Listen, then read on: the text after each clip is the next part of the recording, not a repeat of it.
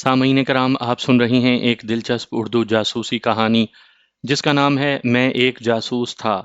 یہ اس سلسلے کی قسط نمبر 4 ہے۔ مجھے امید ہے آپ کو میری یہ کاوش پسند آ رہی ہوگی۔ آپ نے اگر ابھی تک میرا چینل کہانی گھر سبسکرائب نہیں کیا تو ابھی میرے چینل کو سبسکرائب کر کے بیل نوٹیفیکیشن آن کر لیجئے تاکہ آنے والی ہر نئی کہانی کی اطلاع بر وقت آپ تک پہنچ سکے۔ چند منٹ کے بعد میں اور میرا ساتھی مندر میں داخل ہو چکے تھے۔ ہم نے اپنے جوتے باہر اتارے اور کتھا کرنے والوں کی منڈلی کے نزدیک ان لوگوں میں شامل ہو گئے جو بڑے زوروں شوروں سے پوجا پاٹ میں مصروف تھے۔ دونوں جان بوجھ کر ایک دوسرے سے فاصلے پر بیٹھے تھے۔ اس طرح کم از کم ہم میں سے ایک تو محفوظ رہ سکتا تھا۔ پہلے تو آہستہ آہستہ آوازوں میں آوازیں ملاتے رہے، پھر مجھے اچانک یوں محسوس ہوا جیسے گلے میں کوئی چیز اٹک گئی ہو۔ سامنے دروازے سے ایک باوردی تھانے دار اور سویلین کپڑوں میں ملبوس 3 آدمی مندر میں داخل ہو رہے تھے۔ نظروں ہی نظروں میں ہم نے ایک دوسرے کو تسلی دی اور آنے والے حالات سے نبٹنے کے لیے خود کو تیار کرنے لگے۔ مندر میں موجود لوگوں نے ایک نظر تو آنے والوں پر معمول کے مطابق ضرور ڈالی تھی، لیکن کسی نے ان کے آنے کا کوئی نوٹس نہیں لیا تھا۔ کتھا اپنے جوبن پر تھی۔ شاید تھانے دار یہاں معمول کے مطابق آنے والی سنگت میں شامل تھا، ہم نے سوچا، لیکن تھانے دار اور اس کے ساتھیوں کی بے چینی سے چاروں طرف جائزہ لیتی نظریں کسی اور ہی بات کی چغلی کھا رہی تھیں۔ مندر چونکہ ریلوے اسٹیشن کے نزدیک موجود تھا، اس لیے ہمیں یہ فائدہ ضرور حاصل تھا کہ یہاں مخصوص لوگوں کی ہی آمد و رفت نہیں رہتی، بلکہ اکثر مسافر بھی یہاں پوجا پاٹ کے لیے آ جاتے ہوں گے۔ چند سیکنڈ کے اندر ہی ہم نے اپنی حالت پر قابو پا لیا۔ کم از کم مجھے اس بات کا احساس تھا کہ اب پاٹ کرنے والوں میں ایک نمایاں آواز میری بھی تھی۔ دوسری طرف میرے ساتھی کا بھی یہی حال تھا۔ وہ بھی بڑے جوش و خروش سے خشوع و خضوع کے ساتھ گا رہا تھا، او جے رام جگجیت ہرے۔ مندر کے آداب کو ملحوظ خاطر رکھتے ہوئے ان لوگوں نے اپنی جگہ سے خواہ مخواہ ہلنا جلنا مناسب نہیں سمجھا تھا۔ وہ مختلف کونوں میں ڈٹے ہوئے اپنے کام میں مصروف تھے، لیکن سب کے ساتھ پوجا میں بھی شامل تھے۔ قریباً 10-12 منٹ تک وہ موجود رہے۔ اس اثناء میں نہ جانے کتنی مرتبہ ہمیں اپنے خشک گلے تر کرنے کے لیے تھوک نگلنا پڑا۔ ان کے دفع ہوتے ہی ہم نے سکھ کا سانس لیا۔ اسی اثناء میں پرشاد بھی آ گیا تھا۔ ہم نے گرم گرم کڑا کے 2 لقمے زہر مار کیے اور مندر کے گھٹے گھٹے ماحول کو خیر باد کہہ کر باہر نکل آئے۔ سورج طلوع ہو چکا تھا اور لوگوں کی آمد و رفت خاصی بڑھ چکی تھی۔ دہلی کی چیختی چلاتی مار دھار کرتی مخلوق کے بیچوں بیچ راستہ بناتے ہم دونوں پیدل ایک طرف کو چل دیے۔ مجھے دہلی کے متعلق ابھی زیادہ معلومات حاصل نہیں تھی، لیکن میں اس کے لیے اجنبی بھی نہیں تھا۔ جسونت کے بتائے ہوئے ٹھکانے پر پہنچنے کے لیے ابھی 2 گھنٹے کا وقت ہمارے پاس موجود تھا۔ مسلسل بھاگ دوڑ اور ذہنی اذیت نے جب مجھے تھکا ڈالا تھا تو جانے میرے ساتھی کا کیا حال ہوگا۔ یہ تو اس کا عزم تھا جو اسے کشاں کشاں میرے ساتھ لیے جا رہا تھا۔ میں نے دل ہی دل میں اس کے مورال کو سراہا۔ اب ہم مسلمانوں کے ایک ہوٹل کے نزدیک پہنچ چکے تھے۔ پہلے تو میرا ارادہ یہیں ناشتہ کرنے اور سستانے کا تھا، لیکن کوئی انجانی قوت مجھے وہاں جانے سے روک رہی تھی۔ پھر جیسے میں خواب سے بیدار ہو گیا، پچھلے تمام واقعات ایک ایک کر کے میری آنکھوں کے سامنے گھوم گئے۔ انڈین سیکیورٹی حکام نے کم از کم مسلمانوں کے تو ہر ہوٹل پر نظر رکھی ہوگی۔ جب غور کیا تو ہمیں یہاں بھی کچھ مشتبہ صورتیں دکھائی دیں۔ ہم آگے بڑھ گئے اور چند منٹ کے بعد ہی ایک خاصے گنجان آباد علاقے میں ایک درمیانے درجے کے ہندو ہوٹل میں بیٹھا لمبے چوڑے ناشتے کا آرڈر دے رہا تھا۔ ہوٹل پہنچنے تک سردی گرمی کا کوئی احساس نہیں تھا۔ یہاں آئے تو علم ہوا کہ سردی کے مارے جہاں کلفی جمی جا رہی تھی، وہاں مسلسل مشقت سے ہم دونوں فلو کا شکار بھی ہو چکے تھے۔ بادل نخواستہ ناشتے کے ساتھ 3-4 کیپسول بھی نگلنے پڑے۔ قریباً 1 گھنٹہ وہاں گزارنے سے میرے ساتھی کی حالت کافی سنبھل گئی تھی۔ مقررہ وقت پر ہم دونوں ایک سنیما گھر کا رخ کر رہے تھے جہاں جسونت ہمارا منتظر تھا۔ دہلی کے قریباً سارے ہی سینماؤں میں صبح اسپیشل شو سے ہی فلم دکھانے کا آغاز ہو جاتا ہے۔ ہم دونوں ایک رکشا کے ذریعے وہاں پہنچے تھے۔ سینما ہال سے کچھ فاصلے پر ہم دونوں اتر گئے۔ اب ایک اور سنسنی خیز مرحلہ آ رہا تھا، جاسوس سے جاسوس کے ملاپ کا مرحلہ۔ میں نے اپنے ساتھی کو ہدایات دے کر وہیں کھڑا کیا اور خود بڑے محتاط طریقے سے چاروں طرف سے چوکنا سینما ہال کی طرف چل دیا۔ سینما ہال کے دروازے کے سامنے بنی مختلف سگریٹ پان کی دکانوں پر میں نے سرسری نگاہ ڈالی۔ کوئی مشتبہ صورت دکھائی نہیں دے رہی تھی۔ میں نے ایک دکان سے سگریٹ خرید کر سلگایا، پان منہ میں رکھا اور ایک کونے میں نظریں جما دیں جہاں سے جسونت کی آمد متوقع تھی۔ میری نظریں بار بار بے چینی سے گھڑی کی سوئیوں کا جائزہ لے رہی تھیں۔ ملاپ کی گھڑی میں 2-3 منٹ باقی تھے۔ اسی اثنا میں میرا ساتھی ایک قریبی دکان پر آ کھڑا ہوا اور منہ میں سگریٹ دبائے مجھ پر ہی نظریں جما رکھی تھی۔ ہم دونوں بے قابو دل کی دھڑکنوں کا شمار کرنے لگے۔ وقت مقررہ سے قریباً 1 منٹ کے بعد میں نے جسونت کو سنیما ہال سے برآمد ہوتے دیکھا۔ وہ شاید اندر فلم کے پوسٹر دیکھ رہا تھا۔ پلان کے مطابق اس نے ایک سمت کو چلنا شروع کیا اور آدھ فرلانگ تک جا کر واپس پلٹ آیا۔ یہ اس بات کا سگنل تھا کہ وہ ظالموں کی دست برد سے بچ نکلا ہے اور خطرے کی کوئی بات نہیں۔ مخالف سمت سے میں بھی پان چباتا اور سگریٹ کے دھوئیں کے مرغولے بناتا اس کی طرف بڑھ رہا تھا۔ میں نے بھی اسے سیف سگنل یعنی حفاظتی اشارہ مہیا کر دیا تھا۔ ایک دوسرے کے محفوظ ہونے کے یقین نے ہمارا سیروں خون بڑھا دیا۔ جیسے ہی اس کی نظر مجھ پر پڑی، شدت جذبات سے مغلوب ہو کر وہ مجھ سے لپٹ گیا۔ ہم دونوں نے ایک دوسرے کی پیٹھ تھپکا کر ہمت کی داد دی۔ چند سیکنڈ کے بعد جسونت دوسرے ساتھی سے بغل گیر ہو رہا تھا۔ اس نے 4 آدمیوں کا باکس پہلے سے ریزرو کروا لیا تھا۔ باکس میں پہنچتے ہی ہم تینوں باری باری کھلکھلا کر ہنس پڑے اور ہنستے ہنستے ایک دوسرے سے لپٹ گئے۔ کل سے آج تک رونما ہونے والے واقعات کے متعلق گفتگو کرنا ہم میں سے کسی نے مناسب نہ سمجھا۔ ہمیں خوشی اور اطمینان کے جو چند لمحات میسر آئے تھے، انہیں غنیمت جان کر ہم صرف انڈین انٹیلیجنس کی بوکھلاہٹ سے لطف اندوز ہو رہے تھے۔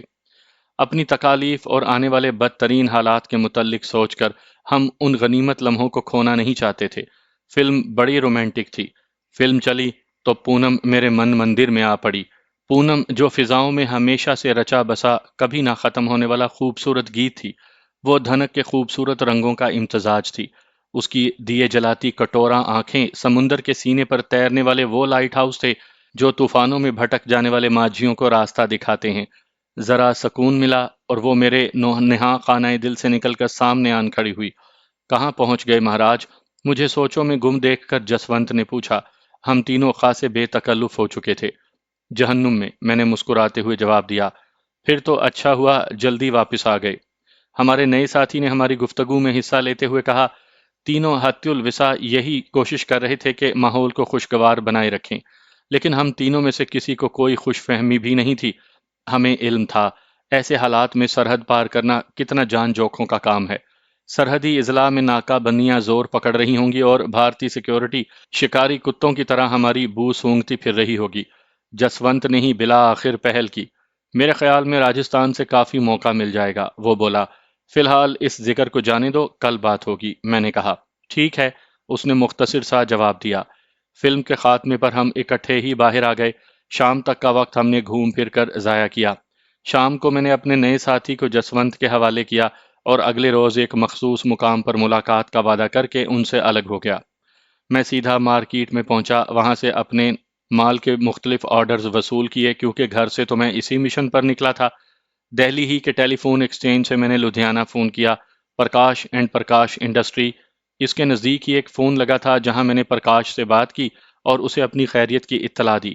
میں اپنے کسی عمل سے ان لوگوں کو اپنے پراسرار ہونے کا احساس نہیں دلانا چاہتا تھا۔ میری حتی الوسع کوشش یہی تھی کہ میں ایسی کوئی حرکت نہ کروں جو انہیں میرے متعلق سوچنے پر مجبور کر دے۔ پرکاش کو میں یہ کہہ کر آیا تھا کہ میں دہلی سے آرڈر وصول کرنے جا رہا ہوں۔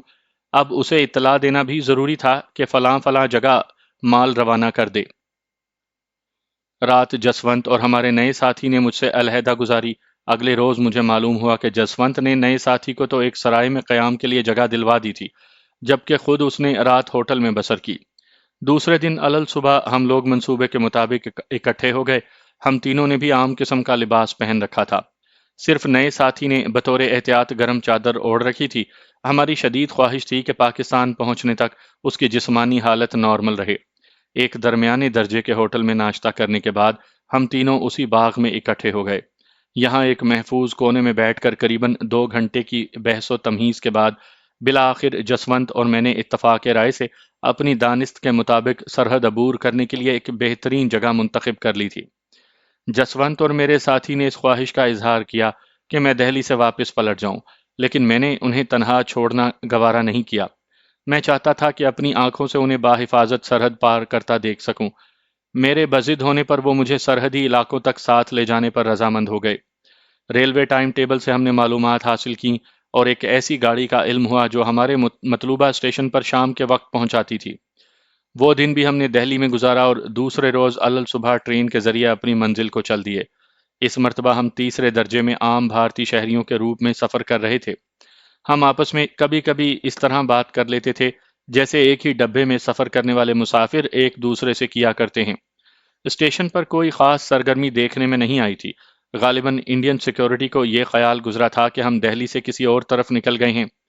گاڑی شام کے قریباً 6 بجے ہندو مل کوٹ پہنچی۔ چھوٹے سے اسٹیشن کے پلیٹ فارم پر اترتے ہوئے ہم نے سامنے نظر دوڑائی تو ہمیں ریلوے لائن ٹوٹی ہوئی نظر آئی، جہاں ریلوے لائن کا سلسلہ ختم ہوتا تھا، جس کے بعد پاکستانی سرحد شروع ہو جاتی تھی۔ اسٹیشن سے بالکل ملحقہ بی ایس ایف کی چیک پوسٹ بنی ہوئی تھی۔ اس کے علاوہ کھیتوں میں مختلف جگہ انہوں نے نگرانی کے لیے ٹاور بنا رکھے تھے۔ کچھ فاصلے پر ایک مندر نظر آ رہا تھا، جس کی اونچی چھت کے ایک کونے میں بھارتی سیکیورٹی فورسز کا ایک سپاہی آنکھوں سے دوربین لگائے اطراف کا جائزہ لے رہا تھا۔ وہ صرف پاکستانی علاقے ہی پر نظریں رکھے ہوئے نہیں تھا، بلکہ ارد گرد ہونے والی سرگرمیوں سے بھی باخبر تھا۔ جیسے ہی اس کی دوربین کا رخ پلیٹ فارم کی طرف ہوا، نہ جانے کیوں میرا دل اچھل کر حلق میں آ گیا۔ قریبی دیہات کے رہنے والے لوگ کھیتوں میں چلتے ہوئے گاؤں کی سمت جا رہے تھے۔ طے شدہ پلان کے مطابق ہم لوگ ڈبے سے اترتے ہی ایک دوسرے سے الگ ہو گئے تھے۔ انہوں نے تو قریبی دیہات کی طرف جانے والی پگڈنڈی کا رخ کیا، جبکہ میں مخالف سمت شہر کی جانب چل دیا۔ ریلوے اسٹیشن سے پاکستانی سرحد کا فاصلہ بمشکل 1 فرلانگ بنتا تھا۔ جسونت اور میرے ساتھی نے بڑی جرت کا مظاہرہ کیا تھا، جو انہوں نے اتنے خطرناک علاقے کو سرحد عبور کرنے کے لیے منتخب کیا۔ ان کا خیال تھا کہ بھارتی سیکیورٹی کی نظروں میں آنے تک وہ کم از کم آدھا فاصلہ طے کر لیں گے، اور آدھا وہ اپنی قوت ارادی کے بل پر بھاگ کر بھی طے کر سکتے تھے۔ میرے ساتھی کا خیال تھا کہ گولی لگنے کی صورت میں بھی وہ کم از کم پاکستانی علاقے میں گریں گے، اس طرح اپنے وطن کی خاک تو نصیب ہوگی۔ وہ ایک دفعہ فرار ہونے کے بعد دوبارہ زندہ بھارتی حکومت کے ہاتھ نہیں آنا چاہتے تھے۔ میں اس کے جذبے کی داد دیے بغیر نہ رہ سکا۔ جسونت نے بھی اس کی خواہش اور جذبات کے احترام میں اس علاقے پر اتفاق رائے کیا تھا، اور اب وہ دونوں جیالے قدم بقدم اپنی سرحد کی طرف گامزن تھے۔ میں اسٹیشن کے ایک گوشے میں پیشاب کرنے کے بہانے بیٹھ گیا۔ میری نظریں انہی پر جمی ہوئی تھیں۔ سردیوں کے موسم کی وجہ سے سورج غروب ہو چکا تھا، لیکن ابھی تک اتنی روشنی ضرور باقی تھی جس میں مجھے پاکستانی رینجرز کی پوسٹ پر لہراتا ہوا سبز ہلالی پرچم صاف دکھائی دے رہا تھا۔ رینجرز کی پوسٹ درختوں کے جھنڈ میں گہری ہونے کی وجہ سے گو کے دکھائی نہیں دے رہی تھی، لیکن میں دل ہی دل میں وہ سب کچھ محسوس کر سکتا تھا جو وہاں موجود تھا۔ پاک وطن کے اتنے نزدیک ہونے کی وجہ سے مجھ پر ایک خاص قسم کی جذباتی کیفیت طاری تھی۔ پاکستانی فضاؤں کی سمت سے آنے والی ہوائیں مجھے ایک گونا طمانینت کا احساس بخش رہی تھیں۔ میرے دل میں معجزن وطن کی محبت کے لیے میرے جذبات دو چند ہو گئے تھے۔ میرا جی چاہتا تھا کہ میں ان غاصبوں پر قہر بن کر ٹوٹ پڑوں جو میری تقدس مآب دھرتی کی طرف میلی نظروں سے دیکھ رہے تھے۔ میرے دونوں پیارے ایک دوسرے کے پیچھے پیچھے دیہاتیوں کے ساتھ گاؤں کی سمت جانے والی پگڈنڈی پر رواں دواں تھے۔ آگے آگے جسونت تھا، اس کے پیچھے میرا ساتھی۔ جسونت کے دائیں ہاتھ میں دیہاتی طرز کا کپڑے کا تھیلا پکڑا ہوا تھا، جس میں ایک ریوالور اور اس کی گولیوں کے علاوہ اور کچھ نہیں تھا۔ اس نے تھیلا کچھ اس طریقے سے پکڑا تھا کہ چند لمحوں کے نوٹس پر بھی وہ ریوالور نکال کر فائرنگ کر سکتا تھا۔ میرے ساتھی نے ایک گرم چادر اوڑھ رکھی تھی، اس کے دونوں ہاتھ چادر کے اندر تھے اور ایک ہاتھ میں اس نے بھی ریوالور تھام رکھا تھا۔ دونوں ساتھی چلتے چلتے اب اس مقام پر پہنچ گئے تھے جہاں سے ایک راستہ گاؤں کی سمت جاتا تھا اور دوسرا پاکستانی سرحد کی طرف۔ ابھی وہ بمشکل 2-3 قدم ہی چل پائے تھے کہ میں نے اسٹیشن کے قریب مندر پر بنی چیک پوسٹ پر نگرانی کرنے والے محافظ کو چونکتے دیکھا۔ اس نے اپنی دوربین ایک طرف رکھ دی اور گلے میں لٹکی وسل کو منہ میں دبا لیا۔ وسل کی تیز آواز مجھے وہاں کھڑے بخوبی سنائی دے رہی تھی۔ خطرے کا احساس ہوتے ہی اسٹیشن سے ملحقہ بی ایس ایف پوسٹ سے میں نے باری باری باہر نکلتے ہوئے 5 مسلح سپاہیوں کو دیکھا۔ یہاں ایسے واقعات اکثر رونما ہوتے رہتے تھے۔ شاید یہی وجہ ہے جو پہلے سے تیار سپاہی یہاں ہر وقت موجود رہتے تھے۔ اسٹیشن سے یہ منظر صاف دکھائی دے رہا تھا۔ میرے علاوہ بھی وہاں موجود کافی لوگ محو تماشا تھے۔ وسل کی آواز سنتے ہی بے اختیار میرا ہاتھ اپنے کپڑوں میں چھپے ریوالور کو ٹٹولنے لگا۔ میں ایک اکیلا معمولی سے ریوالور سے ان لوگوں کا مقابلہ تو نہیں کر سکتا تھا، البتہ جان ضرور گنوا سکتا تھا جس سے کسی کو کوئی فائدہ نہ پہنچتا۔ میری حالت کا اندازہ آپ بخوبی فرما سکتے ہیں کہ شدید خواہش کے باوجود میں اپنے ساتھیوں کی کوئی مدد کرنے سے قاصر تھا۔ میں بت بنا اپنی جگہ کھڑا بھاگتے ہوئے بھارتی بارڈر سیکیورٹی فورسز کے جوانوں کو دیکھ رہا تھا جیسے ہی میرے ساتھیوں کو تعاقب کا احساس ہوا، میں نے جسونت کو رکتے دیکھا۔ اس نے ہاتھ کے اشارے سے میرے ساتھی کو ایک سمت رہنمائی کی تھی۔ ان سے 15-20 گز کے فاصلے پر ہی پاکستانی علاقہ شروع ہو جاتا تھا۔ چند لمحے تو میرے ساتھی نے ہچکچاہٹ کا مظاہرہ کیا، پھر اچانک وہ پاکستانی علاقے کی سمت جھکتے ہوئے بھاگنے لگا۔ جسونت اچانک پلٹا، اس نے ایک درخت کی آڑ لے کر اپنے تعاقب میں آنے والوں پر فائرنگ شروع کر دی تھی۔ اسے فائرنگ کرتے دیکھ کر بھارتی سپاہی وہیں رک گئے۔ غالباً وہ خاصے تربیت یافتہ لوگ تھے، کیونکہ چند سیکنڈ میں ہی انہوں نے زمین پر لیٹ کر پوزیشنیں لے لی تھیں اور اب ان کی خودکار رائفلیں شعلے اگرنے لگی تھیں۔ لیکن بے سود، کیونکہ جسونت نے ان کے زمین پر گرنے کا انتظار نہیں کیا تھا۔ وہ بھاگ اٹھا اور بھاگتے ہوئے اس نے ریوالور دوبارہ لوڈ کر لیا تھا۔ وہ کبھی کبھی رک کر ایک آدھ فائر کر دیتا تھا۔ اس اثنا میں کسی بھارتی سپاہی کو یہ ہمت نہ ہوئی کہ وہ اٹھ کر اس کا تعاقب کر سکے۔ جسونت کے چاروں طرف گولیوں کی بارش ہو رہی تھی، لیکن اس کے بھاگنے کا انداز دیکھ کر ہی میں ہی کیا، اسٹیشن پر محو تماشا باقی لوگ بھی آشش کر اٹھے۔ وہ تربیت یافتہ کمانڈوز کی طرح سیدھا نہیں، بلکہ آڑا ترچھا ہو کر بھاگ رہا تھا۔ اس کے اس عمل میں بھی اتنی تنظیم اور ربط تھا کہ کوئی بھی یہ اندازہ نہیں کر پاتا تھا کہ وہ اچانک دائیں مڑے گا یا بائیں طرف۔ اس کی پوزیشن 8 کے ہندسے والی تھی۔ اس اثنا میں اس کے عقب سے فائرنگ کی آواز آئی۔ غالباً میرا ساتھی جو اپنی دھرتی پر پہنچ چکا تھا، اسے کورنگ فائر دے رہا تھا۔ بین الاقوامی سرحد ہونے کی وجہ سے بھارتی سرحدی افواج زیادہ فائرنگ کا خطرہ مول نہیں لے سکتی تھی، کیونکہ دونوں اطراف میں سرحدوں پر ہنگامی صورتحال کار فرما تھی، اور کسی بھی ملک کی فوج کی طرف سے کی گئی کوئی بھی غیر معمولی حرکت دوسری سمت کی فوج کو اشتعال دلا کر جنگ کی صورتحال پیدا کر سکتی تھی۔ بھارتی افواج چونکہ مشرقی پاکستان میں کی جانے والی تخریبی کارروائیوں میں پوری طرح ملوث ہو چکی تھیں اور مرکزی فوجی کمانڈ کی نظریں بھی مشرقی سرحدوں پر لگی ہوئی تھیں، اس لیے وہ خواہ مخواہ اپنی افواج کو مغربی محاذ پر کسی جنگ میں الجھانے کی پوزیشن میں نہیں تھے۔ ان کی تمام تر توجہ مشرقی پاکستان کی طرف مبذول تھی۔ مغربی سرحد پر لڑائی مول لینے میں جو خطرات پوشیدہ تھے، ان سے بھارتی سپریم کمانڈ بھی بخوبی آگاہ تھی، اور وہ اپنی افواج کو بانٹنے کے لیے ہرگز تیار نہ تھے۔ سرحدی افواج کی فائرنگ بند ہوتے ہی میں نے جسونت اور اپنے ساتھی کو فضا میں اچھلتے دیکھا۔ غالباً وہ جوش مسرت سے یا پھر بھارتی سرحدی افواج کو ان کی بے بسی کا احساس دلانے کے لیے یہ حرکت کر رہے تھے۔ میرے دونوں دوست عافیت سے سرحد پار کر گئے تھے۔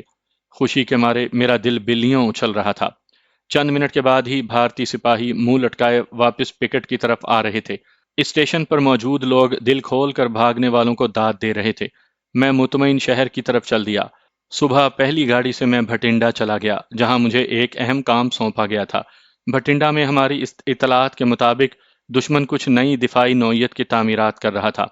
مجھے نہ صرف ان کا کھوج لگانا تھا، بلکہ یہ بھی جائزہ لینا تھا کہ وہاں کس نوعیت کے ہتھیار نصب کیے جا رہے ہیں۔ مشن کی اہم نوعیت نے احساس ذمہ داری کو بڑھا دیا تھا۔ میں پہلی مرتبہ یہاں آیا تھا، اجنبی شہر، اجنبی لوگ اور کسی حد تک اجنبی ماحول۔ میں نے بھارتی معاشرے میں گو کے خاصے مضبوط قدم جما لیے تھے، لیکن میں اپنے ان اقدامات کی وجہ سے شہر کی حد تک ہی محفوظ رہ سکتا تھا۔ دفاعی نوعیت کے اہم مقامات کے گرد پھیلے ہوئے بھارتی انٹیلیجنس کے جال میں سے راستہ بنانا بچوں کا کھیل نہیں تھا۔ بھٹنڈا میں میں شام کے وقت پہنچا تھا۔ ایک ہوٹل میں میں نے سفری ایجنٹ کی حیثیت سے قیام کیا۔ شام کو میں شہر کا چکر لگا کر اپنے ٹارگٹ سے متعلق تھوڑی بہت معلومات حاصل کر کے ہوٹل میں واپس آیا تو اپنے کمرے میں جانے کے بجائے ہوٹل کے ڈائننگ ہال میں ہی جا کر بیٹھ گیا۔ مجھ پر صبح سے ہی خاصی بوریت سوار تھی۔ ایک تو پیسنجر ٹرین کا سفر ہی تھکا دینے والا تھا، پھر سارا دن دھکے کھانے کے باوجود مجھے اپنے کام کی ایک بات بھی معلوم نہیں ہوئی تھی، سوائے اس کے کہ نئی فوجی نوعیت کی تعمیرات کس جگہ ہو رہی ہیں اور آفیسر انچارج کون ہے۔ ایک کونے میں لگی خالی میز کے گرد کرسی گھسیٹ کر میں بیٹھ گیا۔ مجھے بیٹھے ابھی چند منٹ ہی گزرے تھے جب میں نے ایک سکھ نوجوان کو سارے حال میں بے چینی سے نظریں دوڑاتے دیکھا۔ قریباً ہر میز پر ایک سے زیادہ لوگ بیٹھے تھے۔ وہ سیدھا میری طرف چلا آیا۔ ست سری اکال، اس نے ہاتھ جوڑتے ہوئے کہا۔ جواب میں نے بھی فتح بلائی۔ میں یہاں بیٹھ سکتا ہوں مہاراج؟ اس نے بڑی انکساری سے پوچھا۔ کیوں نہیں، کیوں نہیں، پدھاریے، میں نے اپنی کرسی سے اٹھتے ہوئے کہا۔ اس کی خوش اخلاقی سے میں خاصا متاثر ہوا تھا، کیونکہ پنجابی اور پھر سکھ بد تمیز بھلے نہ ہوں، لیکن اتنے نرم اور ملائم لہجے میں گفتگو واقعی عجیب بات تھی۔ آپ کیا یہاں قیام فرما ہیں؟ اس نے بیٹھتے ہی پوچھا۔ جی ہاں، لیکن کوئی فائدہ نظر نہیں آتا، میں نے جواب دیا۔ اگر برا نہ منائیں تو اپنا پریچے پرکاش نام ہے میرا، سیلز ایجنٹ ہوں، کمیشن پر کوئی کام بھی کر سکتا ہوں اور پچھلے 3 روز سے کوئی بزنس نہیں ملا۔ میں نے اس کا فقرہ مکمل کر دیا۔ بڑا آنند ملا آپ سے مل کر، میرا نام سورن سنگھ ہے، جلندھر میں ہماری برتن بنانے کی فیکٹری ہے۔ اس نے اپنی فیکٹری کا نام بتاتے ہوئے کہا۔ کیا آپ بزنس کے سلسلے میں یہاں آئے ہیں؟ مجھے پھر امید کی کرن دکھائی دی۔ جی ہاں، پتا جی کی خواہش ہے کہ میں گھوم پھر کے کاروبار کا جائزہ لوں، اس نے بیرے کو اشارہ کرتے ہوئے کہا۔ 2 کافی، میں نے اس کے کچھ کہنے سے پہلے ہی بیرے سے کہہ دیا جو میرے لیے کافی لا رہا تھا۔ دھنیہ واد، میں تو زبردستی کا مہمان بن بیٹھا۔ آدمی خاصا دلچسپ اور یار باش دکھائی دے رہا تھا۔ اگر آپ منظور فرمائیں تو میں آپ کے لیے کوئی خدمت انجام دوں؟ میں کمیشن پر بہت سی فیکٹریوں کے لیے کام کرتا ہوں، میں نے بڑی چاپلوسی سے کہا۔ کیوں نہیں، کیوں نہیں، اس نے دلچسپی لیتے ہوئے کہا۔ یہاں شہر سے باہر چھاونی بن رہی ہے، وہاں سنا ہے آفیسر انچارج کوئی آیا ہے، باقی تو سارا سٹاف یو پی مار کا ہی ہے، اس سے خاصا لمبا آرڈر مل جائے گا میس کے برتنوں کا۔ یہ آپ کیسے کہہ سکتے ہیں؟ اس نے بے چینی سے میری بات کاٹتے ہوئے کہا۔ سردار جی، سیلز مین شپ مجھے وراثت میں ملی ہے، میں جو بات کہوں گا اس پر عمل کر کے دکھاؤں گا، میں نے پورے اعتماد لہجے میں کہا۔ بھارت میں کمیشن ایجنٹ کے بغیر کسی کاروبار کا تصور ہی ناممکن ہے۔ اس نوجوان سکھ کا تعلق سکھوں کی کاروباری قوم پاپے سے تھا۔ یہ وہ لوگ ہیں جو عموماً پوٹوہار کے علاقے سے متعلق ہیں اور یہاں سے ہجرت کر کے بھارت گئے تھے۔ پاپے اپنے بچوں کو اس وقت کوئی کاروبار نہیں سونپتے جب تک کہ انہیں ان کی بصیرت کا یقین نہ آ جائے یا اپنے تئیں سے ان کے کاروباری ہونے کا ثبوت حاصل نہ کر لیں۔ یہ نوجوان اپنے کاروباری مشن پر نکلا تھا اور چاہتا تھا کہ زیادہ سے زیادہ مال فروخت کر کے اپنے ماں باپ کی نظروں میں مقام حاصل کر سکے۔ اس کو ایسا کمیشن ایجنٹ مل جانا جو اس کا مال معمولی کمیشن کے عوض فروخت کر سکے، بڑی خوش بختی تھی۔ میری خوش نصیبی یہ تھی کہ مجھے پاپا سکھ مل گیا تھا، اور وہ بھی فیکٹری کے مالک کا بیٹا۔ میرے ذہن نے ایک شاندار منصوبہ ترتیب دے لیا تھا اور اب مجھے اس پر عمل کرنے کے لیے اس کے لوازمات بہم پہنچانے تھے۔ میں نے جو معلومات اب تک حاصل کی تھیں ان کے مطابق یہ دفاعی تعمیرات فوج کی نگرانی میں ہو رہی تھیں۔ پرچیز سیکشن کے لوگ بھی فوج سے متعلق ہی تھے۔ یہاں کا آفیسر انچارج ایک سکھ کرنل تھا۔ مجھے برتن بنانے والی کمپنی کا سیلز ایجنٹ بن کر اس کرنل تک پہنچنا تھا۔ کافی آ گئی، نوجوان بہت خوش دکھائی دے رہا تھا۔ میں کافی کے گھونٹ بھرتا اپنے منصوبے کی جزیات پر غور کر رہا تھا۔ مجھے بخوبی علم تھا کہ منصوبہ بندی میں ذرا سی ڈھیل رہ گئی تو اس کا نتیجہ کتنا خطرناک نکلے گا۔ عین موقع سے ایک پاکستانی جاسوس کا گرفتار ہو جانا، وہ مجھے فوراً گولی مار دیتے، لیکن یہ خطرہ مول لینا بھی بہت ضروری تھا کیونکہ وقت کم تھا اور لمبی مدت کی منصوبہ بندی کا انتظار نہیں کیا جا سکتا تھا۔ سردار جی، آپ کیا موٹر سائیکل کا بندوبست کر سکتے ہیں؟ میں نے کافی پیتے ہوئے اس سے پوچھا۔ تھوڑی دیر کچھ سوچنے کے بعد اس نے ہاں میں جواب دیا۔ بس تو بن گیا کام، میں نے چٹکی بجاتے ہوئے کہا۔ کیسے یار، کچھ میرے بھی تو پلے پڑے، اس نے بے چینی اور اشتیاق سے پہلو بدلتے ہوئے کہا۔ دیکھو مہاراج، آفیسر انچارج پنجابی ہے اور یہاں مال سپلائی کرتے ہیں زیادہ تر غیر پنجابی۔ میرا خیال ہے ہمارے پنجابی ہونے کا فائدہ تو ضرور ملے گا، لیکن شرط یہ ہے کہ ہم کسی نہ کسی طرح اس تک پہنچ جائیں۔ بس ذرا ہمت کی ضرورت ہے۔ اس کی آنکھوں میں جھانکتے ہوئے میں نے منصوبہ بنایا۔ تو حکم کر یار، اس نے ٹھیٹھ پنجابی لہجے میں میرے کندھے پر ہاتھ مارا۔ کمیشن طے ہو گئی اور اگلے روز علل صبح وہ موٹر سائیکل سمیت میرے ہوٹل پہنچ گیا۔ ایک گتے کے ڈبے میں سٹین لیس اسٹیل کے مختلف قسم کے برتن اس نے پیچھے سٹینڈ پر باندھ رکھے تھے۔ لو سردار جی، آج ہماری بھی سیلز مین شپ دیکھو۔ میں نے اسے اپنے پیچھے بیٹھنے کا اشارہ کیا اور اللہ کو یاد کر کے موٹر سائیکل سٹارٹ کر دی۔ قریباً گھنٹہ بھر کے سفر کے بعد ہم بالآخر ٹارگٹ ایریا میں داخل ہو گئے۔ دفاعی نوعیت کی تعمیرات کے گردا گرد فوج کا پہرا تھا اور کم از کم 1 مربع میل کے علاقے میں سویلین کا داخلہ ممنوع تھا۔ میں سارے راستے اپنے ساتھی کی ہمت بڑھاتا رہا تھا کہ وہ کسی بات کی پرواہ نہ کرے اور بالکل نہ گھبرائے۔ پہلے حفاظتی دروازے کی تو ہم نے پرواہ بھی نہیں کی اور اس پر بغیر رکے بڑھ گئے۔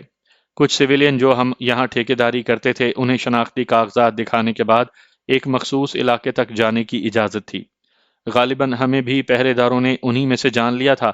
اب ہم اس علاقے میں داخل ہو چکے تھے جہاں اہم نوعیت کی عمارتیں بن رہی تھیں۔ ہمارے چاروں اطراف میزائل اور جدید نوعیت کے دیگر ہتھیار نصب تھے۔ میری پرتجسس نظریں تمام مناظر کو میرے دماغ کی فلم پر منتقل کر رہی تھی۔ اب خاصا خطرناک مرحلہ آ گیا تھا۔ ہم آخری دروازے پر پہنچ گئے تھے۔ کچھ فاصلے پر بڑے بڑے بلڈوزر اور کرینے اپنے کام میں مصروف تھیں۔ لکڑی کے عارضی گیٹ پر دو مسلح سنتری موجود تھے۔ ہالٹ! ایک نے سٹین گن کو پوزیشن میں لیتے ہوئے کہا۔ کون ہے؟ کدھر جانا ہے؟ ہمارے رکتے ہی مدراسی سپاہی غصے سے بولا۔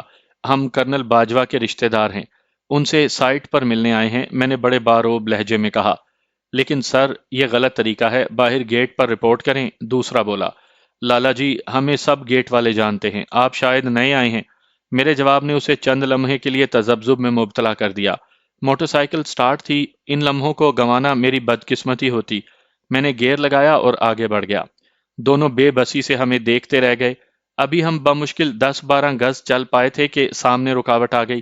یہاں ٹینٹ لگا تھا اور ایک سکھ کرنل سپاہیوں کو اشارے سے کچھ بتا رہا تھا۔ ہمیں وہاں دیکھ کر وہ سب چونک پڑے۔ 2-3 سپاہی تیزی سے ہماری طرف بڑھے۔ کرنل اپنی جگہ کھڑا رہا۔ ست سری اکال! ہم دونوں اس اثنا میں موٹر سائیکل سے اتر چکے تھے۔ ست سری اکال! کرنل نے جواب دیا۔ کون ہو تم لوگ؟ یہاں کیسے آ گئے؟ اس کا لہجہ دوآبا والی پنجابی کی چغلی کھا رہا تھا۔ جلندر سے آئے ہیں مہاراج، آپ کا سن کر، میں نے اسی پنجابی لہجے میں جواب دیا۔ اس کا تعلق ضلع جلندر ہی لگتا تھا اور وہ مجھے مونا سکھ سمجھ رہا تھا۔ یہی اس کی کمزوری تھی۔ بڑے غلط آدمی ہو، ایسے نہیں آیا کرتے۔ اس نے اتمام حجت کے لیے کہہ دیا۔ شمع کر دیجئے مہاراج، میرے ساتھی نے جواب دیا۔ آؤ میرے ساتھ، کیا بات ہے؟ سپاہی منہ دیکھتے رہ گئے۔ اس نے ہمیں اپنے پیچھے آنے کا اشارہ کیا۔ ہم دونوں اس کے پیچھے پیچھے چل دیے۔ کرنل بھی جٹ سکھ تھا اور اپنے سکھ ساتھیوں کے سامنے اپنی کسی کمزوری کا مظاہرہ نہیں کرنا چاہتا تھا۔ راستے میں چلتے چلتے میں نے اپنا اور اپنے ساتھی کا تعارف اور یہاں آنے کا مقصد بیان کر دیا، اور اسے یہ بھی جتلا دیا کہ ہم نے یہاں تک پہنچنے کا خطرہ صرف اس لیے مول لیا تھا کہ یہاں ہمارے علاقے کا ایک جٹ کرنل پرچیز کا انچارج ہے۔ اب ہم ناکام واپس نہیں جانا چاہتے۔ لیکن یارو، یہاں سپلائی کرنے کے لیے رجسٹریشن کروانا پڑتی ہے۔ یہ تو غیر معمولی اقدام ہوگا۔ ٹھیک ہے، ہمیں میس کے لیے برتنوں کی ضرورت ہے، لیکن مہاراج، قانون بھی آپ ہی ہیں، ہمارے آنے کا کوئی فائدہ تو ہو۔ میں نے بڑی چاپلوسی سے کہا۔ ٹھیک ہے، میں لوکل پرچیز کے کھاتے میں تم لوگوں کو آرڈر دلوا دوں گا، لیکن مستقل سپلائی ممکن نہیں، اس نے جان چھڑاتے ہوئے کہا۔ دوران گفتگو وہ چاروں طرف گھوم پھر کر وہاں کام کرنے والے عملے کو بھی ہدایات دیتا جا رہا تھا۔ میں نے 2-3 مرتبہ اس سے بالکل اجنبی لیکن تجسس بھرے لہجے میں وہاں نصب شدہ ہتھیاروں کے متعلق بھی پوچھ لیا تھا۔ میرا ساتھی بھی ان کے متعلق معلومات حاصل کرنے میں خاصی دلچسپی لے رہا تھا۔ سکھ کرنل بھی ہمیں باقاعدہ ہتھیاروں کے نزدیک لے جا کر ان کا معائنہ کروا رہا تھا۔ میری شدید خواہش تھی کہ اب اس سے جان چھڑاؤں اور ذہن میں سمائی ہوئی معلومات کو فوراً احاطۂ تحریر میں لے آؤں، لیکن میرے ساتھی کا دل کچھ زیادہ ہی لگ گیا تھا۔ غالباً یہ سب کچھ اس کے لیے نیا اور دلچسپ تھا۔ ہم نے کرنل کو ایک کٹلری سیٹ زبردستی بطور تحفہ پیش کیا اور اس سے 4,000 روپے کے برتنوں کا آرڈر لے لیا۔ دوپہر کا کھانا کرنل باجوہ نے ہمیں عارضی طور پر بنے ہوئے ایک میس میں کھلایا اور جلندر میں ملنے کا وعدہ کر کے ہمیں رخصت کر دیا۔ میرے دوست کی خوشی کا کوئی ٹھکانہ نہیں تھا۔ یار، واقعی تم تو کمال کے بندے ہو، میں پتا جی سے کہہ کر تمہیں سیلز مینیجری کی نوکری دلوا دیتا ہوں، اس نے خوشی سے بے قابو ہوتے ہوئے مجھ سے راستے میں کہا۔ بس سردار جی، یہی تو کمزوری ہے میری، نوکری نہیں کر سکتا۔ ہاں، اگر مجھ پر احسان کریں تو کمیشن ذرا بڑھا دیں، آپ کے لیے آرڈر لاتا رہوں گا، میں نے جواب دیا۔ یار، یہ بھی کوئی کہنے کی بات ہے، جلندر میں مجھ سے ضرور ملنا، اس نے گرم جوشی سے ہاتھ ملاتے ہوئے کہا۔ کمرے میں پہنچتے ہی مجھے ایک مرتبہ پھر بڑے غمخوار لہجے میں اپنی بیماری کا ذکر کرنا پڑا، جس کے ہاتھوں میں اتنا مجبور تھا کہ شراب پینا تو کیا، اسے سونگھ بھی نہیں سکتا تھا۔ سورن سنگھ کفے افسوس مل کر رہ گیا۔ رات تک وہ میرے ساتھ رہا، ڈنر بھی اس نے کروایا تھا۔ میری کمیشن اس نے فوراً ادا کر دی تھی، کیونکہ میرا اس سے یہی معاہدہ تھا۔ مال سپلائی کرنا اور بل وصول کرنا اسی کے ذمے تھا۔ اسی رات میں نے رخت سفر باندھا اور لدھیانہ روانہ ہو گیا۔ صبح مجھے اچانک موجود پا کر پرکاش مجھ سے بغل گیر ہو گیا۔ یار، اتنی دیر؟ اس نے بڑے شکایت آمیز لہجے میں کہا۔ ایک اور دھندا مل گیا تھا، میں نے ہنستے ہنستے اسے ساری کہانی سنا دی، کیونکہ کرنل باجوہ اور سورن سنگھ میرے لیے بہترین دوست ثابت ہو سکتے تھے، اور پرکاش کا حوالہ میرے لیے ضروری تھا۔ واہ یار، آج یقین ہو گیا کہ سکھ ہوتے ہی بے وقوف ہیں، اس نے ہنستے ہوئے کہا۔ ناشتہ میں نے اور پرکاش نے اکٹھے ہی کیا تھا۔ ماتا جی اور بابو جی تو اداس ہو گئے تھے تمہارے بغیر، اور وہ بھی، اس نے شرارتی نظروں سے میری طرف دیکھتے ہوئے فکرہ ادھورا چھوڑ دیا۔ وہ کون؟ میں نے اسے نظریں ملائے بغیر پوچھا، اچھا جیسے تمہیں تو معلوم نہیں۔ واہ جی واہ، اتنا بڑا کام کر گئے اور ہم سے چوری؟ اس نے گلا کیا۔ پہلی چوری کی تھی زندگی میں، وہ بھی پکڑی گئی۔ حد تیرے کی، میں نے ہنستے ہنستے کہا۔ ایک بات کہوں؟ پرکاش بولا۔ ہوں؟ میں نے چائے پیالی میں انڈیلتے ہوئے کہا۔ یہ پونم کا سوبھاگیہ ہوگا اور مجھے اس سلسلے میں اپنے ہمدرد پاؤ گے۔ اس کا لہجہ خاصا سنجیدہ تھا۔ مجھے تم سے یہی امید تھی پرکاش، میں نے اس کا ہاتھ دباتے ہوئے کہا۔ دوپہر تک لمبی تان کے سوتا رہا۔ پرکاش نے میری ہدایات کے مطابق مجھے کھانے کے وقت بیدار کر دیا۔ نہا دھو کر میں نے کھانا کھایا۔ پونم کی چھٹی کا وقت ہو چلا تھا۔ میں نے اس کے کالج کا رخ کیا۔ کالج میں عین چھٹی کے وقت پہنچا۔ مجھ جیسے سینکڑوں مشتاقان دید نے پہلے ہی کالج کا گھیراؤ کر رکھا تھا۔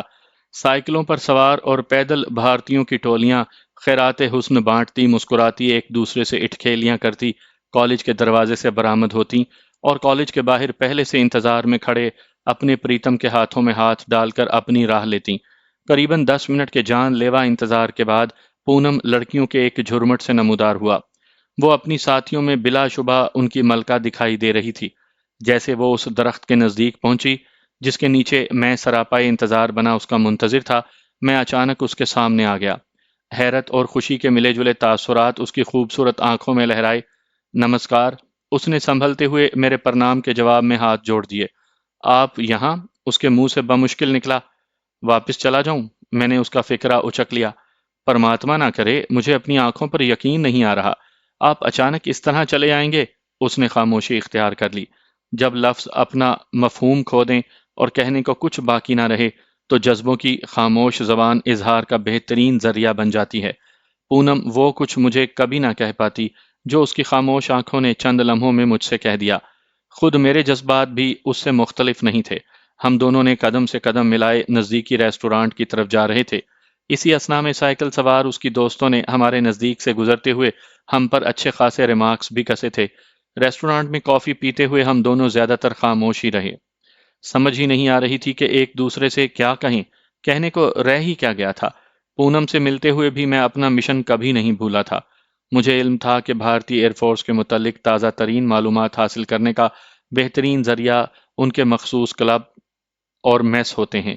بھارتی معاشرے میں خصوصاً میرے ذاتی کردار کی وجہ سے پرکاش یا پونم کے گھر میں کسی کو میرے اور اس کے اکٹھے گھومنے پر کبھی اعتراض نہیں ہو سکتا تھا۔ مخلوط تعلقات بھارتی سوسائٹی کا حصہ ہیں، اور ایک ایسے نوجوان سے جو کٹر وشنو ہو، شراب کباب سے نفرت کرے، کسی کی سپتری کا میل جول قابل اعتراض کیسے ہو سکتا تھا؟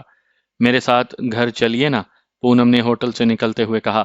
شام کو کچھ کام ہے یہاں، میں نے بہانہ بنا کر اسے ٹال دیا۔ یہ کوئی مشکل کام نہ تھا۔ اسے بس میں سوار کر کے میں واپس پرکاش کے پاس چلا آیا۔ پرکاش نے اپنے آپ کو کام کے لیے وقف کر دیا تھا۔ اس پر دن رات امیر بننے کا خبت سوار تھا۔ قدرت نے اسے دھرمدیر کی صورت میں جو غیبی امداد بہم پہنچائی تھی، وہ اس کا حق ادا کر دینا چاہتا تھا۔ اسے میرے لاکھ سمجھانے کے باوجود شدت سے اس بات کا احساس تھا کہ وہ پلاسٹک کے کارخانے کا انسٹرکٹر سے مالک بنا تھا تو میرے پیسے کی وجہ سے۔ اب وہ ایک ایک پیسے کی حفاظت کر رہا تھا۔ کاریگروں کے ساتھ وہ خود بھی کام میں جتا رہتا۔ میری سیلز مین شپ کا وہ قائل تھا اور خرچ کے تمام اختیارات میں نے اسے سونپ دیے تھے۔ کارخانہ بننے سے اس کی تمام تر سماجی سرگرمیاں معطل ہو کر رہ گئی تھیں۔ وہ اپنا زیادہ سے زیادہ وقت اپنے کام پر صرف کرتا تھا۔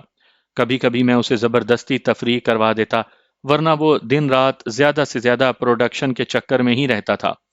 واپسی پر میں اسے زبردستی دفتر سے اٹھا کر اپنے ساتھ فلم دکھانے لے گیا۔ 6 بجے کے بعد فلم سے فارغ ہو کر ہم دونوں رائے کوٹ چل دیے۔ پرکاش نے ایسا بااعتماد آدمی تلاش کر لیا تھا جو میری اور اس کی غیر موجودگی میں کاروبار کی نگرانی کرتا رہے۔ میں نے تو اسے یقین دلا دیا تھا کہ میں کسی ذمہ داری کا اہل نہیں ہوں، کیونکہ میں ٹک کر بیٹھ نہیں سکتا۔ میرے لیے سب سے بہترین منصب سیلز مین شپ ہی ہے۔ دہلی اور بھٹنڈا میں سے اچھا خاصا آرڈر میں لے آیا تھا۔ برتنوں کی کمیشن میں نے اس کی جھولی میں ڈال دی تھی۔ میری ان باتوں نے اسے میرے اور نزدیک کر دیا۔ اسے اس بات کا یقین ہو چلا تھا کہ ضرور پچھلے جنم میں ہم دونوں بھائی تھے۔ گھر پر ماتا اور بابو جی مجھ سے یوں بغل گیر ہو کر ملے جیسے میں واقعی ان کا سپتر ہوں، اور ایک لمبی جدائی کے بعد ان سے مل رہا تھا۔ بیٹے، مقامی مارکیٹ ہی میرے خیال میں تمہارے لیے کافی کام موجود رکھتی ہے، اتنی مشقت نہ کیا کرو، انہوں نے مجھے کمال ہمدردی سے کہا۔ دیکھیے بابو جی، مارکیٹنگ میرا شعبہ ہے اور میں پرکاش کو یہ موقع نہیں دینا چاہتا کہ وہ مجھے نالائق سمجھے۔ بس ہم دونوں میں دوڑ لگ گئی ہے۔ یہ مال بناتا رہے، میں اس کا نکاس کرتا رہوں۔ میں نے مسکراتے ہوئے کہا، اچھا یار، تمہاری مرضی، مایا کے لیے اتنی بھاگ دوڑ کچھ ٹھیک نہیں۔ وہ بولے، بابوجی آپ ٹھہرے کمیونسٹ، میں ابھی بننے کی کوشش کر رہا ہوں۔ میرے جواب پر وہ کہا مار کر ہنستی ہے۔ میرے پیشے کا تقاضا تھا کہ میں کبھی آج کی حاصل کردہ معلومات پر تکیہ کر کے نہیں بیٹھ سکتا تھا۔ مجھے روزانہ تازہ سے تازہ معلومات درکار تھیں۔ ہنگامی حالات ہونے کی وجہ سے ہوائی اڈوں پر تبدیلیاں اتنی تیزی سے رونما ہوتی تھیں کہ آج کی بات اگلے روز پرانی دکھائی دیتی تھی۔ ایک اسکواڈن آج یہاں موجود ہے تو اگلے روز اس کے منزل کے متعلق کوئی بھی حتمی بات نہیں کی جا سکتی تھی۔ میری کوشش یہی رہتی تھی کہ میں نئی سے نئی اور اہم ترین معلومات حاصل کر سکوں، اور تازہ معلومات حاصل کرنے کی بہترین جگہ تھی فضائیہ کے کلب اور ہوٹلوں کے ڈائننگ ہال۔ سینچر کی رات خوبصورت ہوتی تھی۔ ہوٹلوں کے ڈائننگ ہال اور کلبوں میں تل دھرنے کو جگہ نہیں ملتی تھی۔ قریبی شہروں کی خوبصورت مستقبل کے خواب دیکھنے والی بھارتی ناریاں اور مخصوص طبقے کی نوجوان لڑکیاں بھی عموماً انہی ہوٹلوں میں زیادہ پائی جاتی تھیں جہاں ان افسران کی آمد متوقع رہتی تھی۔ شراب کے نشے میں دھت بھارتی فضائیہ کے افسران اور ان کی بیگمات اکثر ڈپریشن سے نجات پانے کے لیے ایسے اول جلول بک جاتے تھے جن میں مطلب کی نہایت اہم بات موجود ہوتی تھی۔ میری خواہش پر پونم نے وہ ساڑی خصوصی طور پر پہنی جو میں نے اسے پہلی ملاقات میں پیش کی تھی۔ پونم کے ساتھ رات کو میں ایک ٹیکسی میں بیٹھ کر اس کلب کی طرف جا رہا تھا جو افسران کے لیے مخصوص تھا۔ مجھے اپنا تو علم نہیں کہ میں کیسا لگ رہا تھا، لیکن پونم کے متعلق یہ بات دعوے سے کہہ سکتا تھا کہ وہ بھارت کی سب سے زیادہ خوبصورت کنیا لگتی تھی۔ جیسے ہی وہ میرا ہاتھ تھامے آفیسرز کلب میں داخل ہوئی، ہال میں بیٹھے تمام لوگوں کی نظریں اس کی سمت اٹھیں۔ اسے دیکھنے والوں میں مرد بھی شامل تھے اور عورتیں بھی۔ ہوسناک نظریں، حاسد نظریں، رشک بھری نظریں، سبھی نظروں نے پونم کا احاطہ کر لیا تھا۔ ہمارے ایک کونے میں رکھی میز کے گرد بیٹھنے تک کچھ لوگ گردنیں موڑے ہمیں دیکھتے رہے۔ ان کی میلی نظریں پونم کو سمو لینا چاہتی تھیں۔ مجھے تو بڑی لاج آ رہی ہے۔ پونم لوگوں کی طرف پیٹھ کر کے بیٹھ گئی، اور مجھے مزہ آ رہا ہے۔ میں نے مسکراتے ہوئے میز پر رکھا مینیو اٹھا لیا۔ چند منٹ کے بعد ہی ایک مؤدب بیرا ہمارے سر پر موجود تھا۔ میں نے پونم کی خواہش پر صرف کافی کا آرڈر دیا۔ کتنے قابل رحم ہیں بیچارے، اتنی سندر دیوی کو میرے ساتھ دیکھ کر یہ جلنے کے علاوہ اور کر ہی کیا سکتے ہیں۔ میں نے ان کی حالت زار پر تبصرہ کرتے ہوئے پونم سے کہا، ابھی بیرے نے کافی لا کر رکھی ہی تھی کہ ڈانسنگ میوزک شروع ہو گیا۔ مختلف جوڑے اٹھ کر ڈانسنگ فلور کی سمت جا رہے تھے۔ پونم نے کچھ نہ کہا، یوں لگتا تھا جیسے یہ ماحول اس کے لیے بالکل اجنبی ہو۔ ہمارے ساتھ والی میز پر دو کیڈٹس، جنہیں شاید حال ہی میں کمیشن ملا تھا، شراب کے نشے میں اپنی اکلوتی پارٹنر کو چیخ چیخ کر اپنے کارنامے سنا رہے تھے۔ ان لوگوں کی شاید یہ مشترکہ محبوبہ تھی، اور دونوں نشے کی حالت میں اس کے سامنے زیادہ نمبر بنانے کے چکر میں خاصی اہم نوعیت کی معلومات اگل رہے تھے، اور میں بڑی دلچسپی سے انہیں نگل رہا تھا۔ پونم نے کئی مرتبہ بے چینی سے پہلو بدل کر اپنی بیزاری کا اظہار کیا، لیکن میں نے جان بوجھ کر اسے نظر انداز کیے رکھا۔ اچانک جیسے سارے حال کو سکتہ ہو گیا، ایک عجیب و غریب شخصیت دروازے سے اندر داخل ہو رہی تھی۔ ایک لمبا تڑنگا رشی اندر داخل ہو رہا تھا۔ شدید سردی کے موسم میں بھی اس کے جسم پر کپڑے کی صرف دو چادریں تھیں، ایک جو اس نے باندھ رکھی تھی اور دوسری اس نے اپنے جسم کے گرد لپیٹ رکھی تھی۔ آرکسٹرا خاموش تھا، اس کے پاؤں میں پہنی کھڑاؤں کی آواز ہی سناٹے کو مجروح کر رہی تھی، ورنہ تو سارے حال نے سانس روک رکھا تھا۔ او لکھ نرنجن، اس نے اندر گھستے ہی زور سے پکارا۔ مہاراج آ گئے، بھگوان آ گئے، پرماتما آ گئے، مختلف آوازوں کے بھن بھناہٹ سنائی دینے لگی۔ فراڈ ہے سالہ، ایک دم فراڈ۔ شرابی کیڈٹ جس نے سارے حال کے ساتھ ہی چپ سادھ لی تھی اچانک چلایا۔ جہاں جہاں اس کی آواز پہنچی، لوگوں نے خونخوار نظروں سے اسے گھورا۔ مردوں سے زیادہ عورتیں اس کی طرف گھور رہی تھیں۔ سادھو کے حال میں داخل ہوتے ہی لوگ مختلف کونوں سے اٹھ کر اس کی قدم بوسی کرنے لگے۔ ان میں زیادہ تعداد ان نیم برہنہ لڑکیوں کی تھی جو خاص طور سے سینچر کی رات کو یہاں آیا کرتی تھیں۔ کیڈٹ کی بات ختم ہوتے ہی اچانک بار کاؤنٹر پر بیٹھا ایک نوجوان جو خود بھی کوئی آفیسر دکھائی دیتا تھا اس کی طرف بڑھا۔ اس نے تیزی سے آگے بڑھ کر اسے گریبان سے پکڑ کر جھٹکا دیا۔ کیا بکتے ہو؟ وہ غصے میں چلایا۔ شراب نوشی سے اس کی آنکھیں دہکتے ہوئے انگارے دکھائی دے رہی تھیں۔ رک جاؤ بالکے، اچانک سادھو مہاراج چلایا اور یوں لگا جیسے دونوں پر سحر طاری ہو گیا ہو۔ وہ بڑے پروقار انداز میں چلتا اس کی میز کی طرف آیا۔ شانتی شانتی، اس نے ہاتھ اٹھا کر دونوں سے نظریں ملائے بغیر بڑے پرسکون لہجے میں کہا۔ پربھو، اس نے حملہ آور نے غصے سے کچھ کہنا چاہا۔ شانت رہو بالکے، اس پر کرود اندری کا راج ہے، پرماتما اس کی رکشا کرے۔ سادھو نے اس کی بات کاٹتے ہوئے اسے واپس جانے کا اشارہ کیا۔ آنند مانو، اس نے اچانک آرکسٹرا کی طرف دیکھ کر زور سے چلاتے ہوئے کہا، رگھوپتی مہاراج دیانند جی کی جے۔ سارے حال نے نعرہ لگایا اور دوسرے ہی لمحے آرکسٹرا حرکت میں آ گیا۔ ناچنے والوں میں جوش و خروش مہاراج کی آمد سے بڑھ گیا تھا۔ بڑا ہی جان خیز منظر تھا۔ تھرکتے جسموں کا شیطانی رقص اپنے عروج پر پہنچ چکا تھا۔ مہاراج نے حسب عادت گردن جھکا لی، پھر وہ اچانک مڑا اور میرے سر پر براجمان ہو گیا۔ پونم نے اپنے قریب پا کر اٹھ کر اس کے پاؤں چھو لیے۔ مجھے بھی بادل نخواستہ اس منحوس عمل کو دہرانا پڑا۔ کلیان ہو، کلیان ہو، اس نے ہمارے کندھوں پر ہاتھ رکھتے ہوئے کہا اور ہمارے سامنے براجمان ہو گیا۔ میں نے دل ہی دل میں نہ جانے کتنی گالیاں اسے دے ڈالیں۔ اس کے یہاں آتے ہی میرے قریبی میز والوں کا سلسلہ گفتگو بند تو نہیں ہوا تھا، البتہ اس میں پہلے والی سرگرمی باقی نہیں رہی تھی، کیونکہ ان کی محبوبہ بھی حال میں موجود درجنوں خوبصورت لڑکیوں کی طرح مہاراج دیانت سوامی کے گرد گھیرے ڈالے کھڑی تھی۔ نہ جانے یہ کمبخت کیا شے تھی جسے دیکھتے ہی لڑکیاں آفیسروں کی بغلوں سے نکل نکل کر اس کے پاؤں میں آ بیٹھی تھیں۔ کوئی اس کے پاؤں دبا رہی تھی اور کوئی اس کے چرنوں میں بیٹھی تھی۔ میرے سامنے تصویر کے دونوں رخ تھے۔ انڈین انٹیلیجنس کو بھی بخوبی اس بات کا علم تھا کہ ایسی جگہوں کا رخ غیر ملکی جاسوس ضرور کرتے ہیں۔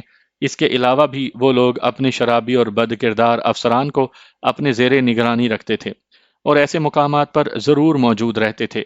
سوامی دیانند کو دیکھتے ہی نہ جانے کیوں میرے دل سے ایک ہی آواز اٹھ رہی تھی، اس کا تعلق ضرور انٹیلیجنس سے ہے۔ اب اس کے اپنے نزدیک تشریف آوری کو بھی میں نے کوئی اچھا شگون نہیں جانا تھا۔ خوبصورت عورتوں کا اس کے گردا گرد جھمگٹا دیکھ کر مجھے یہ اندازہ تو ہو چلا تھا کہ وہ کس قسم کا بھگوان ہے۔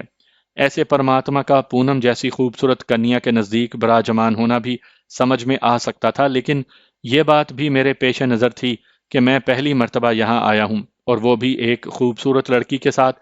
ان حالات میں بھارتی انٹیلیجنس مجھے چیک نہ کرنے کا سوال ہی پیدا نہیں ہوتا تھا۔ سوامی دیانند کی آمد میری میز پر معمول کے مطابق ہرگز نہیں تھی۔ مجھے اس کا بخوبی احساس تھا۔ میں بھی محتاط ہو کر بیٹھ رہا، خود کو اس سے لا تعلق ظاہر کر کے خواہ مصیبت کو دعوت دینا نہیں چاہتا تھا۔ میں بھی اس پر مٹا جا رہا تھا اور اس کی اپنے پاس آمد کو سبھاگیہ گردان رہا تھا۔ میری شدید خواہش پر مہاراج نے میری طرف سے سومرس پینا قبول کر لیا تھا۔ حال میں موجود خاصے لوگ تو پہلے ہی پونم کی وجہ سے مجھ سے حسد کر رہے تھے، اب مہاراج کی آمد نے مجھے ان کی نظروں میں غیر معمولی اہمیت دلا دی تھی۔ جتنی دیر مہاراج بیٹھے رہے انہوں نے بمشکل چند باتیں ہی اپنی طرف سے کی تھیں، ورنہ تو وہ زیادہ تر لوگوں کی باتوں کا جواب ہی دیتے رہے تھے۔ مختلف عورتیں باری باری ان کے چرنوں میں بیٹھ جاتیں، سوامی جی اپنی تپسیا میں غرق ہو جاتے اور اچانک جھک کر کوئی بات اس کے کان میں کہہ دیتے۔ عورت بات سن کر اٹھتی، ان کی قدم بوسی کرتی اور الٹے پاؤں اپنی کرسی پر واپس چلی جاتی۔ تم بہت خوش قسمت ہو بالکے، اس نے اچانک میری طرف نظریں اٹھائیں۔ ایک لمحے کو تو مجھے زبردست ذہنی جھٹکا لگا۔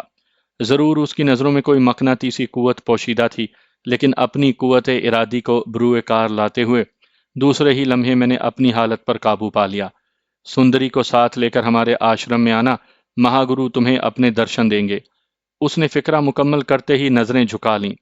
ہمارا سبھاگیہ مہاراج، ہم سر کے بل آئیں گے، پونم نے نظریں جھکائے ہوئے کہا۔ آرکسٹرا تھوڑی دیر کے لیے رک گیا۔ مہاراج بھاشن دینے والے تھے، پھر سوامی جی کا بھاشن شروع ہوا۔ بھاشن کیا تھا، لغویات کا مجموعہ تھا۔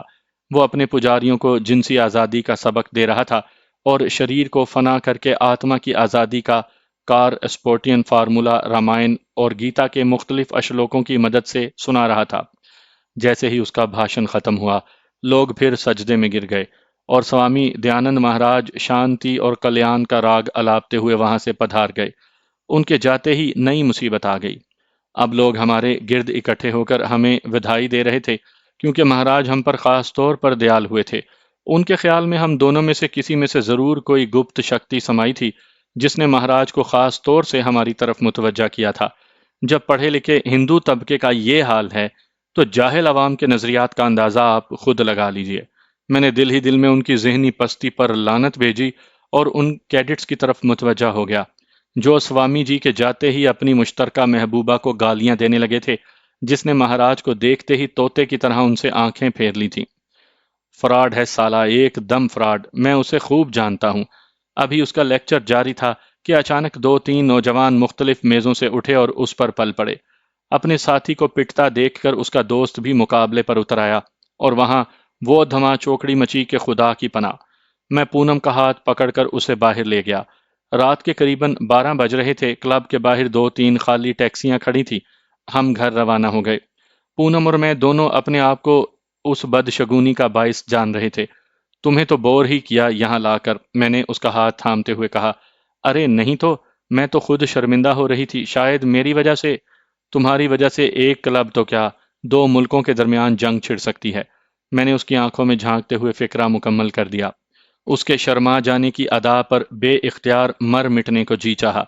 घर पहुंचने तक हम दोनों एक दूसरे में खोए रहे। मेरे जाने का मकसद काफी हद तक हल हो चुका था।